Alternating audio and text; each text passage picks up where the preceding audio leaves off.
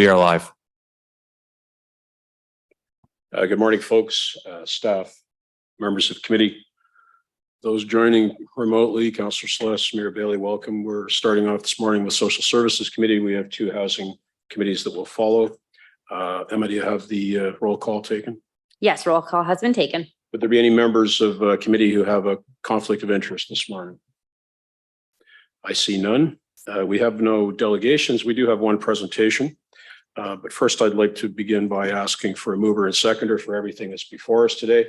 Councillor Samwell is the mover. Councillor Sokoli is the seconder. We have a separation for item, 5.1. Are there any other separations members of committee would like to speak to? Seeing none, we'll go ahead and call the question on the remainder. Councillor Carpenter, was that your hand I saw? Yeah, 5.3, please. 5.3. And now to the question for the remainder. Thank you. All those in favor? Thank you. That carried. All those items that are subject to the vote are 5.2, appointment of administrator for Ontario Works Branch, 5.4, electronic documents management service for Ontario Works, 5.5, update to the Housing Service Act 2011, and 6.1, the minutes. Thank you. And thank you, Emma. Well, now we have a refreshing change of pace. We have the CAO making a presentation facing us. Let me remind you, sir, I need not remind you, sir, that you have 10 minutes, and that's inclusive of questions. Thank you very much. Please go ahead. As mentioned, I'm Brian Hutchings, the CEO. I'm pleased to be joined here today with Aaron Wallace, Director of Community Strategies and Family Supports, and Mary Musson, Director of Housing and Homelessness Programs. My former life, just so that I'm not only the CEO, I'm the acting Commissioner of Community Service and Social Development. My former life, I was the Director of Ontario Works and Commissioner of Social Service in the Niagara region. So I have a lot of experience in this background. So enjoying it quite a bit working with Mary and Aaron. So there we go. Just get myself going. Just to go through the budget, just to understand this budget process is a little different than the others that we do at the city. It's a shared service that very much parallels the paramedics budget. This thing doesn't seem to be working. There we go. So I'm just trying to, well, thank you, Mary. What did you do? I touched it. Okay. Anyways, part of this is we will present a draft budget today, and hopefully it's approved as in September. It then goes, the draft budget is then sent to the county on October 1st, and draft budget is presented to the county council on or before October 31st, and it comes back to city council after that to go through our budget process for November 30th. So very similar to the paramedics process. Okay. Just to talk first, we have cost share services. Committee is aware the budget is for services that city delivers on behalf of the city and the county, including housing and homelessness, social assistance, and oversight of licensed childcare and early on programs. Although the city is provincially appointed service manager for these areas, staff are diligent to ensure families across the region have access to high quality programs and services. In children's services, 25% of childcare spaces and 28% of early on programs are located in the county, with childcare investment county increasing from 1.8 million in 2020 to over $4 million in 2023. With more investment coming across the region as continue to implement the $10 per day childcare program. In addition, Ontario Works office in Brantford, we offer service of the Cowan Healthcare Hub to over 250 individuals in the county who receive social assistance and continue to prioritize digital and virtual services such as transitioning to electronic documents. We have also made progress expanding housing and homeless supports for citizens in the city and the county, which you'll see later, and new housing developments such as 174 Trillium Way initiatives and Housing Stability Worker Pilot Program and Housing Bylaw Endowment Outreach Program, which is working excellently. Initiatives in 2024, we're planning to do. We will continue to work with the Ministry of Education and local childcare providers to implement the Canada-wide early childcare program, in which we'll reduce fees to $10 per day and add projected 985 childcare spaces by 2026 by the end of that year. We're excited by launching Canesville Early On, which will be located within the new Canesville Community Center, offering early ons has proven successful in other community locations. with such as sports centers, churches, and we continue to look at creative partnerships with both the city and the county. We serve a diverse and vibrant population. We continue to work closely with our partners at Six Nations, Lansdowne Children's Center, and Brantford Immigration Partnership. In the coming year, we'll move to our new Ontario Works office, the Beckett Building. And over the last 3 years, the program has decentralized and become a lot more virtual, with working with people in all neighborhoods across the city. And then we look to expand our partnerships with the Cowan Healthcare Hub. We anticipate both ODSP and St. Leonard's to begin providing services this fall. And as mentioned earlier and detailed in this morning's agenda, staff are planning to implement an electronic management system and will provide greater accessibility for clients in addition to future cost savings. For housing, we continue to enhance our housing and homeless programs and to build affordable housing in both the city and the county, and ongoing upcoming initiatives such as Housing and Homeless include a Housing Stability Worker Program, which was launched in Q2 2023, Housing Bylaw Enforcement Outreach Pilot, 2024 point in time counts, a transition of emergency shelter services. We have an RFP out right now for that, which is awarded in Q1 2024. Housing Resource Center RFP, and as well as ongoing development both at 174 Trillium Way and Lucy Marco Place. We're also commencing new development of 670-unit seniors building on 346 Shellard Lane. So with any budget, they're riddled with challenges, but also opportunities.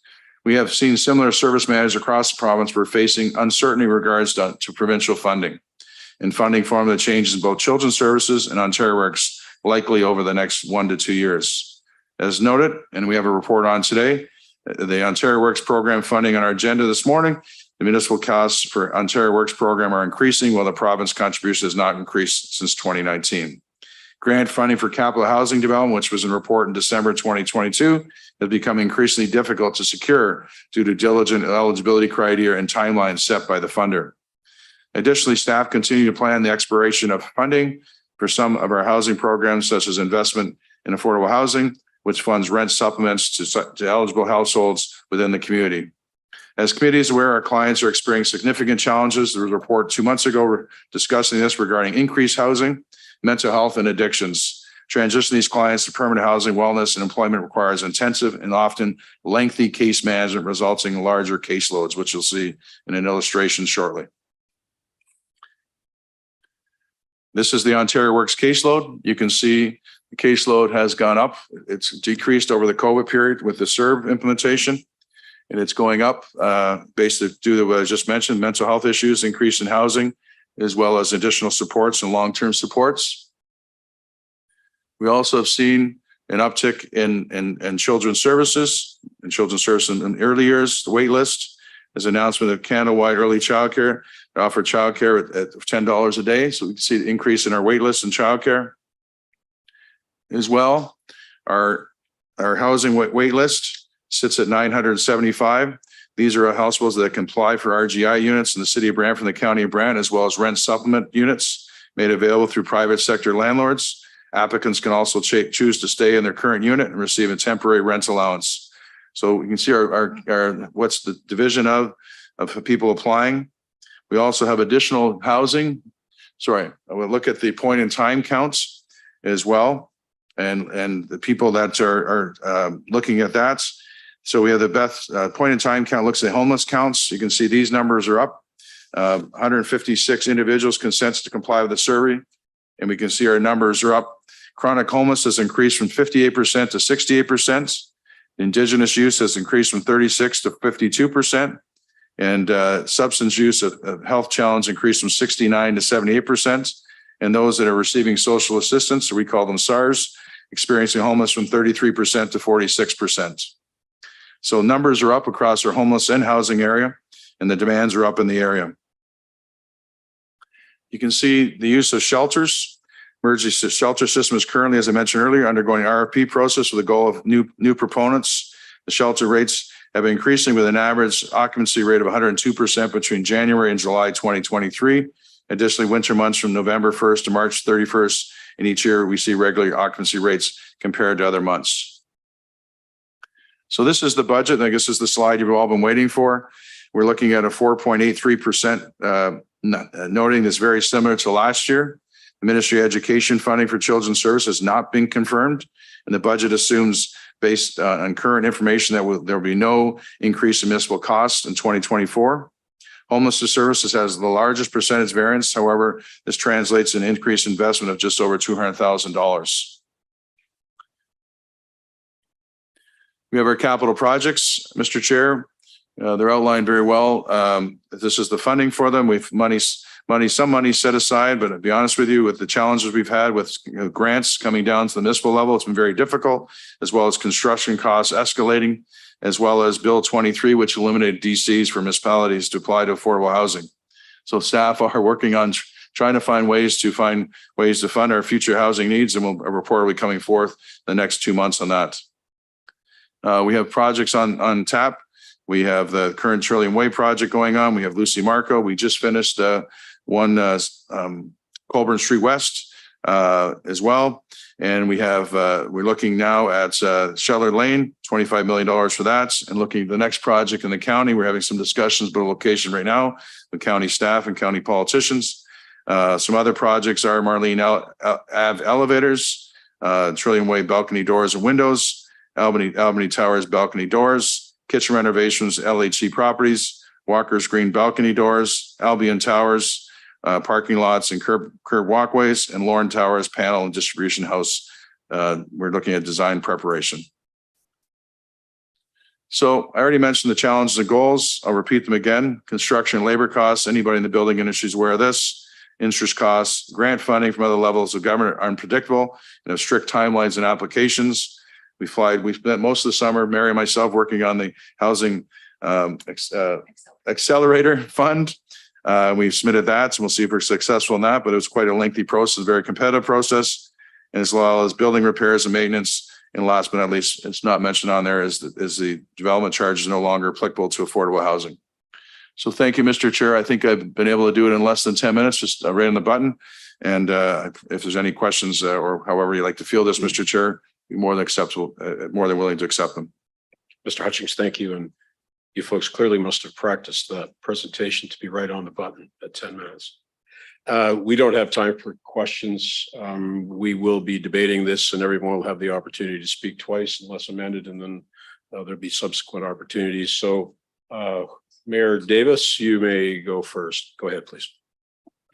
Yeah, I'd like to move a resolution that we extend the time period for this presentation by a further 10 minutes to allow committee members to ask any questions they might have, rather than using up their speaking time in asking questions. Looking for a seconder.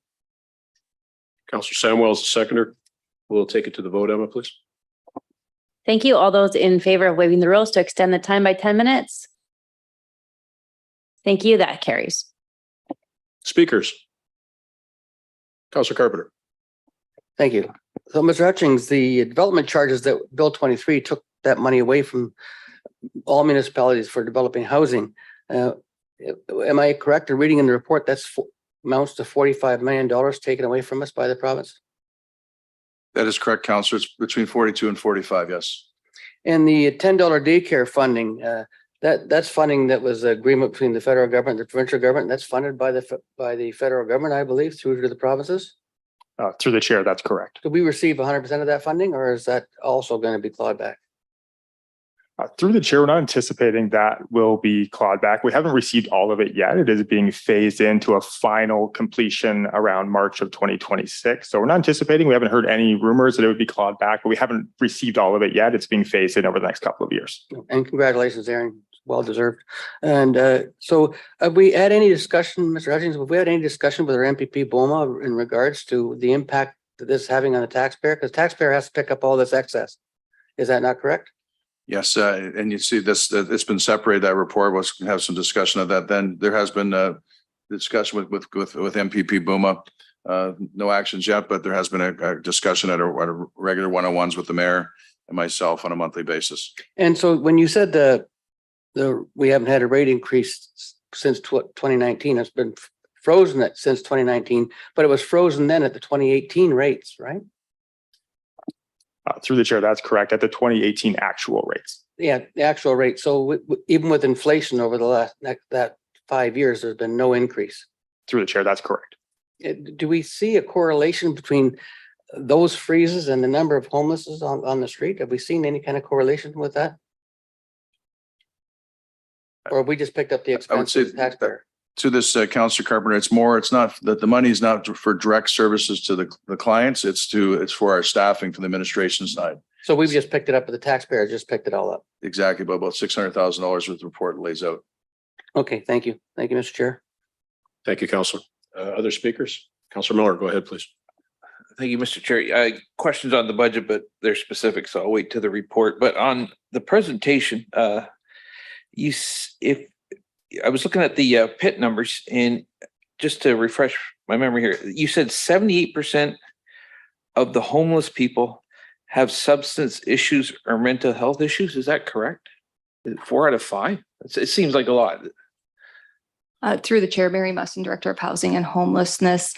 Through the PIT count, that is self-reported data. So that does say correctly that 78% of respondents reported having concerns with addictions or mental health. Okay, follow-up question then. I don't know if you know, but I'll ask. Does homelessness come first and then they become addicted to illegal substances, or is it generally they have the substance issue or a mental health issue and then they become homeless? What comes first generally? Through the chair, that is a very intricate question. There's many complexities for the clients that we serve. So for some people, homelessness does happen because of a traumatic event, and then that does lead to substance use. Other times, substance use or mental health concerns come first. So it's really hard to define which comes first, but they're all interconnected. Okay, and the reason I'm asking is because if we knew, we could focus on what comes first, try and work on that, put some more resources into that. But okay, thank you for the answer. Just it seemed like a heck of a percentage. Thank you, Councillor. Other speakers? First time speakers. Councillor Carpenter, you have the floor. Go ahead, please. Yeah, there's one more question I had written down here that I didn't ask, and I just wanted the wait list. You mentioned the wait list. We hear about it all the time. Has there been discussion with the province? Because as I understand it, and you correct me if I'm wrong, is that I could be, if I was looking for housing, I could be on every wait list in the province of Ontario. Is that correct? Through the chair, yes, that is correct. Every service manager manages their own wait list, and the wait lists do not speak to each other. So a person or a household could apply to multiple wait lists. So that means when we see our wait list, we have no idea if that's an accurate wait list, because I could be on 10 wait lists or 30. And so the actual wait lists across the province, we don't really know, because they're not, each service provider is not talking to each other. Is there any way we could relay that to our local MPP, say, look, if we could correct this, we get an accurate number? If we had some kind of criteria that said, maybe you had to live in Brantford for 5 years before you could be on the wait list, or maybe someone that's lived here for 5 years to be on the wait list, Brantford Brant. But it just doesn't give us an accurate number of the wait lists. Through the chair, yes, we wouldn't have an accurate number for all the wait lists. However, for the service manager area, because we're only concerned about our area, we do have an accurate number for our wait list. But that's correct. For the whole province, we wouldn't be able to. No, but when you say accurate number for our wait list, so we know where the people that are applying, where they live, is that what you're saying? Where they currently live?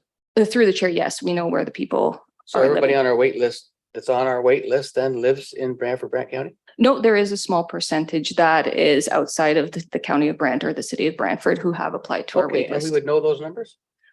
I can get the actual Oh, that'd be numbers great. for Thank you. Thank you. Appreciate that. Thank you, Mr. Chair. Councillor, thank you. We'll now move to the debate portion of the proceedings. You can ask questions during the debate, Mayor. You have the floor. Yeah, I think so. Go ahead, please. Are we debating or are we asking questions? Sir, it's your speaking opportunity. You may use it in any way you like.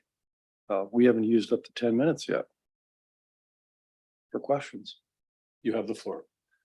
Point of order, you're taking away my speaking time. I would like to be able to ask questions, and we still have time left in the 10 minutes. Have you been timing it, sir?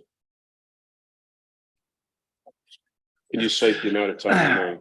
All right, let's skip that. You have the floor. So Go I ahead, have a please. question for you, and that relates to the wait list. So about 5 years ago, I recall the wait list number around 1,700. want to make sure I understand correctly what we have in here. Where's the wait list sitting now? Through the chair, as of July 31st, it's sitting at 975 households. So over the last 5 years, that's a decline or reduction of, well, like 40%. What do we attribute that to, Mary? I'm sure there are a number of factors. Through the chair, yes, there are a number of factors. What I can say is since January of 2018, over 1,000 households have been housed in rent geared to income housing. And as of 2023, we've had 126 households receive housing. We've had 60 units of housing development since January of 2020 when the Mayor's Housing Task Force was struck. So we have had increases of 30 units at 5 Marlene Avenue, 4 units at 18 Sturton, and with the newest build of 26 additional units at 177 Colburn Street West. We've also had a great success in the uptake of the Canada Ontario Housing Benefit. So since April 1st of 2020, we have housed 233 households in Brantford and Brant using the Canada Ontario Housing Benefit. Of those, 103 households were in 2023 alone. And we have done some significant administrative work post-COVID. One of the biggest successes for the housing programs team has been migrating to a new software program for managing the centralized wait list. And so we were able to do some administration work, make sure everyone who is eligible is on the centralized wait list. And we have restarted the legislated 24-month reviews of households that are applying. Yeah, and I'm glad you mentioned that because I think staff combined with an expansion of the provincial program have done a really great job of helping people stay where they are and avoid evictions. That's part of the factoring into that. So it's not only is it a reflection of the fact we built more units and will build more, but it's also, I guess, more innovative, effective management by staff of the wait list itself and dealing with the problems each individual has or each individual family has in that list.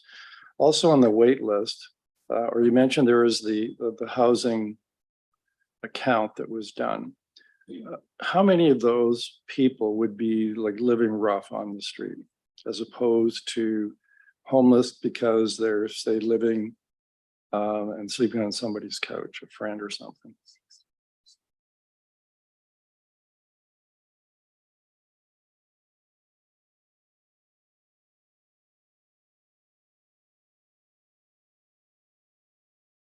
Through the chair, I'm just getting the manager of housing stability to pull up those numbers for you.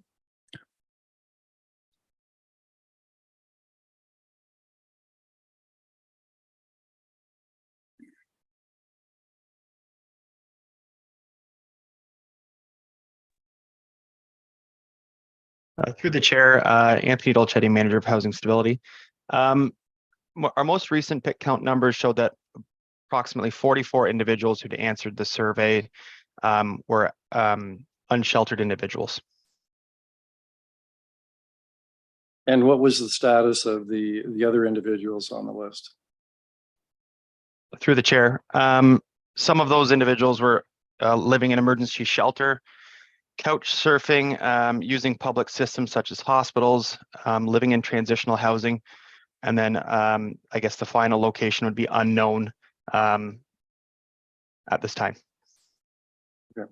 So does that number then represent the number of people in total who have not secured, I guess, permanent accommodation, something that's more than just a shelter? Yes, that's correct. Yes. Yeah. Okay. Thank you. Thank you. Vice Chair Bell, you have the floor. Go ahead, please. Yeah, thank you, Mr. Chair. It's a follow-on really to Mayor Davies's question. And Mary, could you give me a sense of the impact of non-profits in reducing the wait list? Through the chair, the nonprofits play a very significant role as they are part of the centralized wait list. So we do have 12 nonprofit and co-op housing providers who regularly house households off the centralized wait list. So their participation in the service manager area is very important. Can I just add that, Councillor Bell? I think in the last 3 years since we started the Mayor's Housing Task Force, the foci has been on the 506 units that both the county and the city are going to build. We now are talking a lot of not-for-profits. Mayor and I have been meeting a lot of them. Part of that plan was 337 units by not-for-profits. And now they're saying, hey, how can you guys help us? It's a lot better to work with them through them for the cost per unit is a lot cheaper to work for them, but there still is a gap and they're trying to help. How can you fill that gap? So we're actually planning to bring a report back in probably October to this committee to talk about how we fund that and help this gift council and this committee agree to that, how we help the not-for-profits build those other 337 units. Yeah, so if I just may follow on that, Mr. Chair, thank you, Brian. I think the non-profits area is a real opportunity for us, and maybe you could give me a sense of how many of those 337 have actually materialized in the same time that we've added, I think, nearly 200. The number is extremely low, Mary. I think it's like 6 or 7 that we've only done in the not-for-profit sector. And we realize it's a huge gap. And again, we've been kind of out of the gate looking at our own operations, but we need to look at this. We have one not-for-profit provider that's met with us and is ready to go. And it's just a small gap. As you're well aware, Councillor Bellion, you're familiar with capital cost per unit, be much, much less than what we're paying for ourselves. So it's better to leverage that. So we're looking at that and bringing forth a report, how we fund them, help support them. Thank you. Councillor, thank you. Any other speakers? Seeing none, we will go to the question. Thank you. All those in favor of item 5.1, please raise your hand. Thank you. That item carried. Thanks, Emma. Councillor Carpenter, you have the floor. Take the lead on 5.3, please.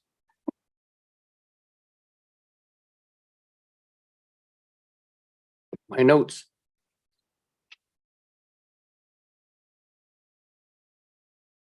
Okay. This is the delivery funding. The Children's and Community Service. I need to find my notes. Hang on. Oh, this is the funding request for staff.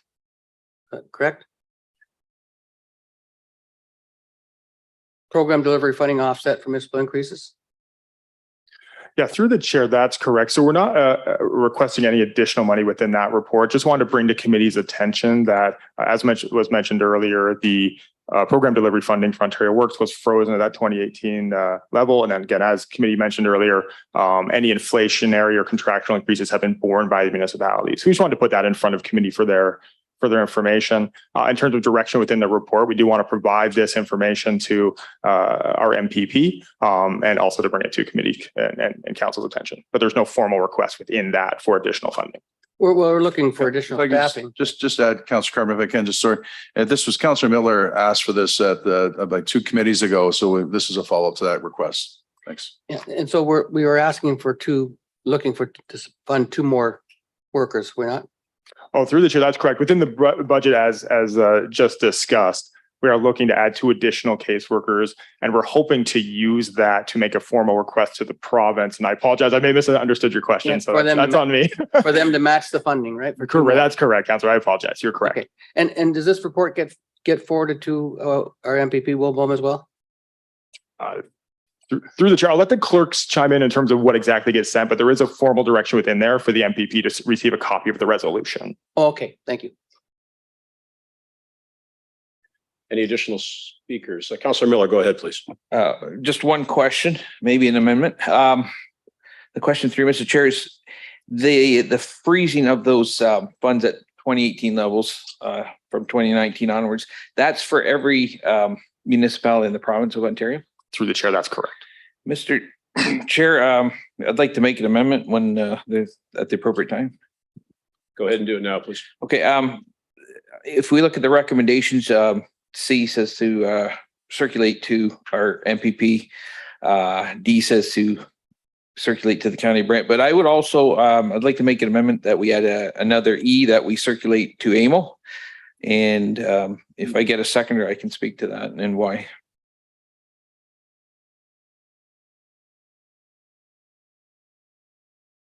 It's a resolution now, Council. Okay, thank you. And the reason is if every municipality is dealing with it, it should be on AMO's. If it's not on their back burner, we should be bringing it up to their front burner. And we know if we speak, with one voice, there is progress at that level. So I would definitely be sending it to AMO and ask them. There is a very good dialogue between AMO and the minister. So I think it would help a little bit. So thank you. Excellent. Thank you, Councillor Miller. Further discussion? Then we will go to the vote on this as well. Emma, please. Thank you. All those in favor of item 5.3? Thank you. That item carries. We have one more item of business today. Councillor Samwell, I understand you have a notice of motion. Could you read the title for us, please?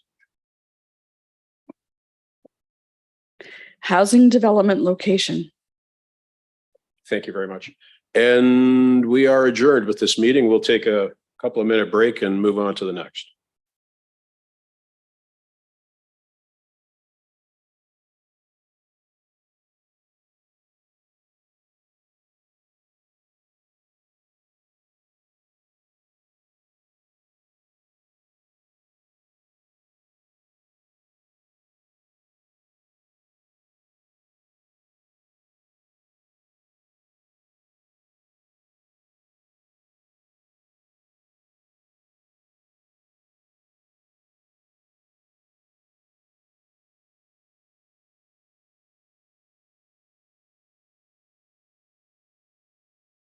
Okay, folks, we'll get started on this.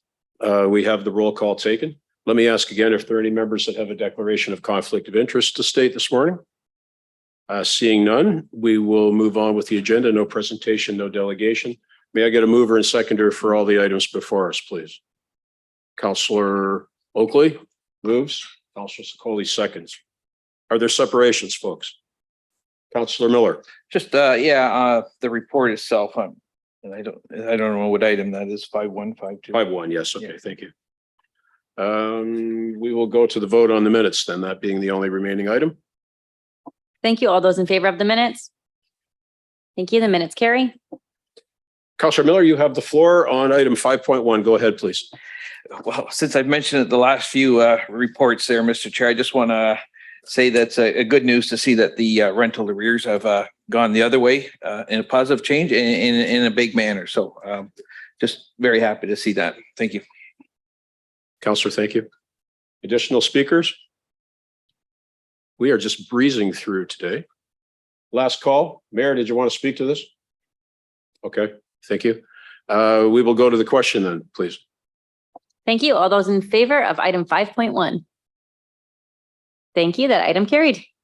And thank you, folks. I believe that concludes our business on this item. Our county friends, you're more than welcome to stay for the third meeting. There's water in the room for you if you'd like. There's no water, Councillor Carpenter? Oh, I misspoke. Thank you, guys. We'll see you again next month. And we'll just take a brief recess while our friends depart us.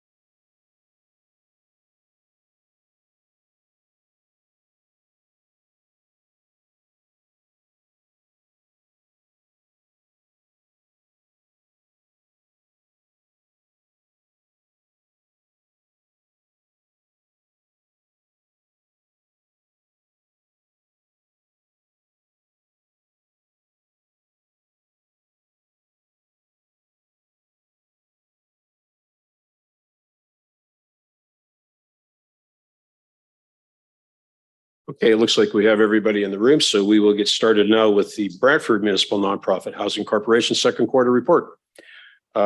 Presume we have the roll call taken, and I presume we have no conflicts of interest, seeing none. So let's go ahead with the agenda. A mover and seconder, please, for everything before us. Councillor Samwell, Councillor Sicoli. Councillor Sless, I didn't see your hand. I'm sorry. It's that invisibility thing carried over from last night, I guess. We're going to separate 5.1 and we'll go ahead and we'll have a vote on the minutes. Thank you. All those in favor of the minutes? Thank you. The minutes carry. And that carries. Thank you. Before I speak, are there any speakers to 5.1? Seeing none yet. A question I have for staff. We still offer market rents in our buildings. We have quite a few. Could you speak to the sensibility of continuing to offer market rents when we have such a wait list for RGI? Through the chair, Mary Musson, Director of Housing and Homelessness Services. The point of having mixed income rent in any of our municipal buildings is to ensure that we have a healthy mix of households that can reside in those buildings. It's very important, not just for revenue generation for operational purposes, but it's also to provide a healthy mixture for the households that reside there so that they can participate and have social inclusion. And when we call it market rent, that's not quite accurate, is it? Through the chair, that is correct. It's an economical market rent. So it would be set at the Canada Mortgage and Housing Corporation average market rent for the area.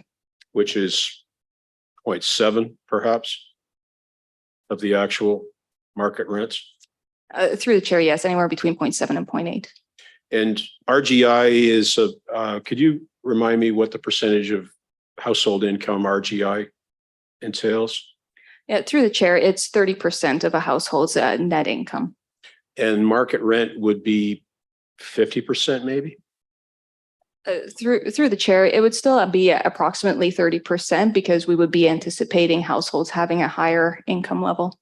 Okay. Thank you very much for that.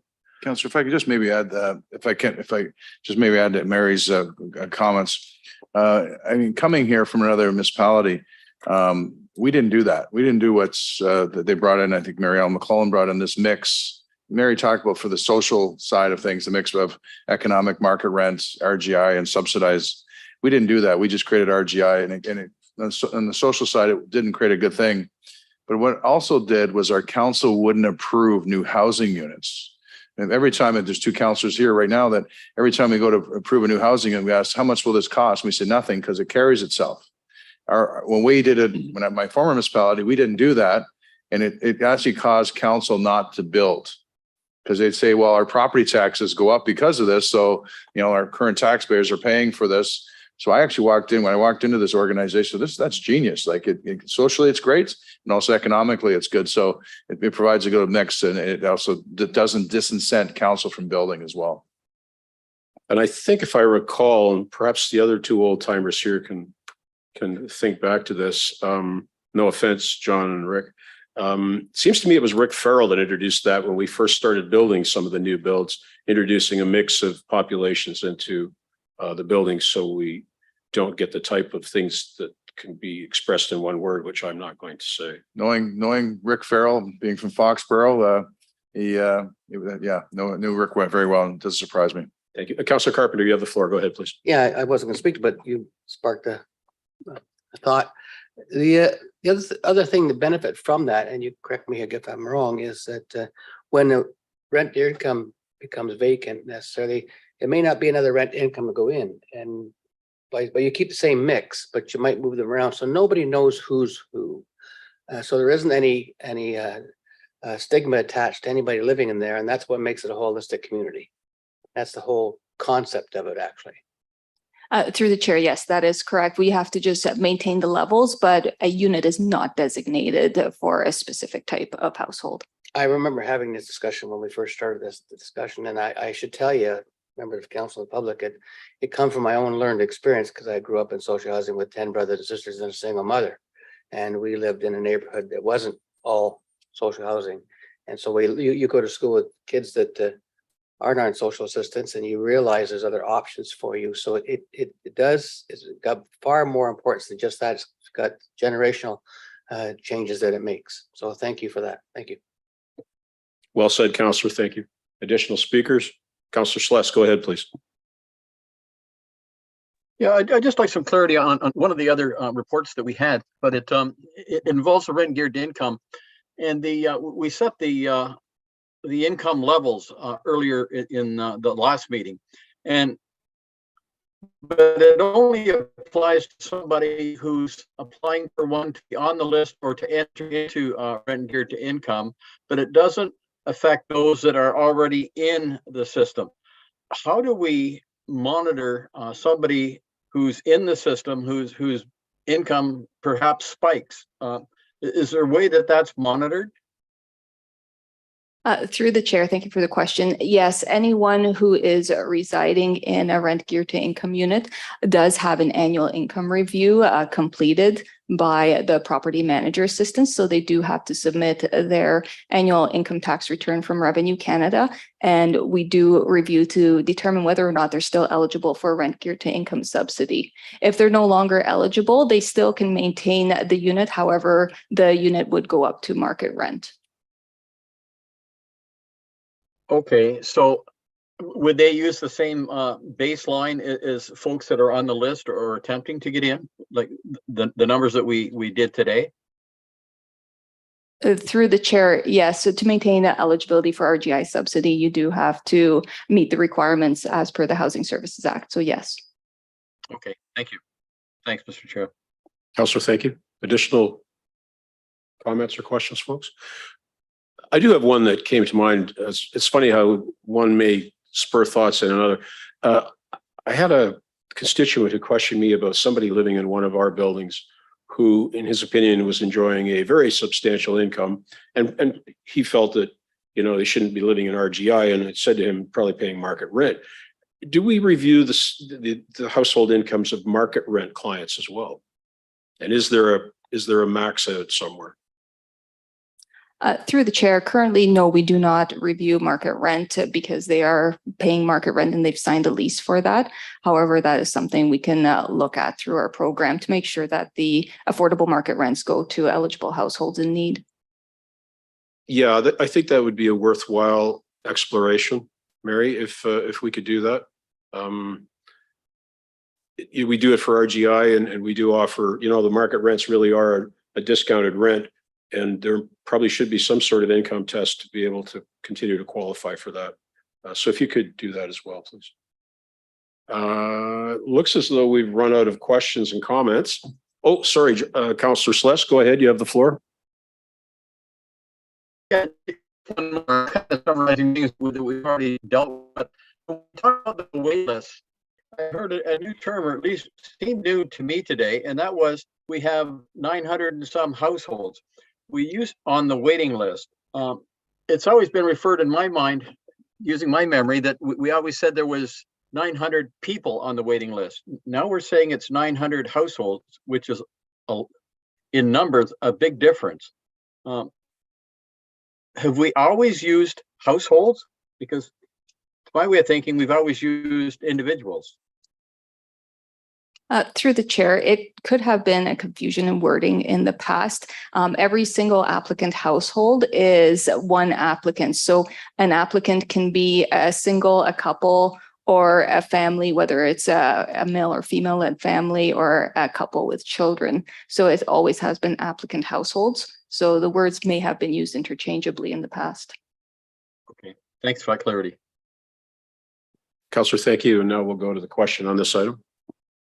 Thank you. All those in favor of item 5.1. Thank you. That item carried unanimously. And let me check very quickly, but I believe we are concluded with our agenda today. And we are. Thanks, everybody, for your participation, and we'll see you all again next month.